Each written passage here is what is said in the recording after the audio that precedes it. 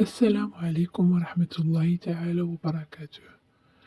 اليوم غادي ندويو على صراع أوروبي على العنوي برشلونة كيدخل بقوة. كيتزاد الاهتمام الأوروبي باللاعب المغربي نائل العنوي اللي ولا هدف لعدة أندية كبيرة من بينها برشلونة الإسبانية.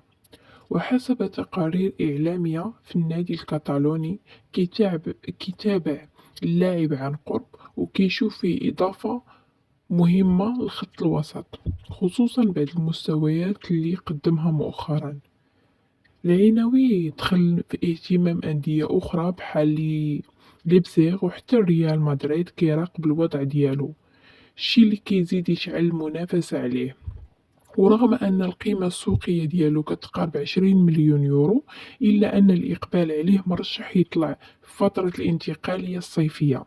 اللاعب المغربي بان بشكل مميز سواء مع النادي أو مع المنتخب، وبين أنه يقدر يعطي إضافة قوية داخل الميدان بفضل الإمكانيات البدنية والتقنية ديالو.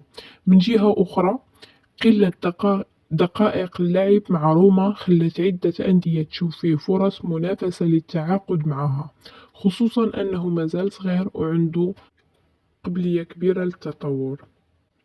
ما تنساوش تخليو لايك إلا عجبكم الفيديو واشتراك باش يوصلكم كل جديد.